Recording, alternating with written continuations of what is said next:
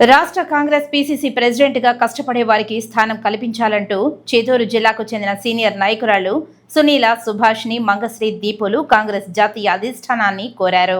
Tirupati press club లో గురువారం media సమావేశంలో వీరు మాట్లాడుతూ రాహుల్ గాంధీ జూడో యాత్ర ఫలితంగా దేశంలో అధిక స్థానాలు విజయం సాధించగలిగారని కొనియాడారు.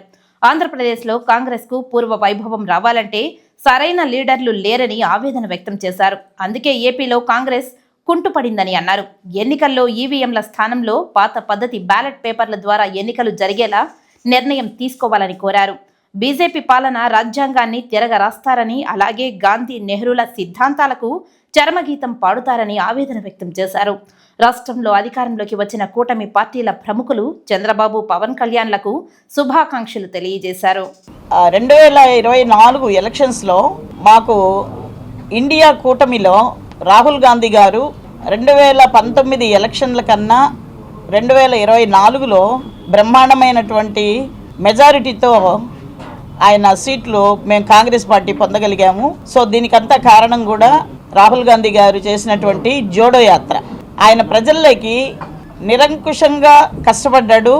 రెస్ట్లెస్గా కష్టపడి తిరిగి కాంగ్రెస్ పార్టీ కోసం దేశమంతా కూడా ఆయన ఆ పక్క నార్త్లంతా కూడా బాగా తిరిగి ఒక రకంగా దేశమంతా కూడా సౌత్లో కూడా వచ్చారు. కాబట్టి నార్త్లో మంచి మెజారిటీ తీసుకొచ్చినందుకు మొట్టమొదటిసారిగా మా నాయకుడు రాహుల్ గాంధీ గారికి, సోనియా గాంధీ గారి కుటుంబానికి నా హృదయపూర్వక అభినందనలు తెలియజేస్తున్నాను. అదేవిధంగా ఈ జిల్లా నాయకురాలిగా ఈరోజు ఈ రెండు ఇది మన తెలుగుదేశము చంద్రబాబు నాయుడు గారు, పవన్ కళ్యాణ్ గారు ఇద్దరు కూడా మంచి మెజారిటీతో వాళ్ళు ఈరోజు రాష్ట్రాన్ని అధిగమించారు. వారికి కూడా కంగ్రాచులేషన్స్.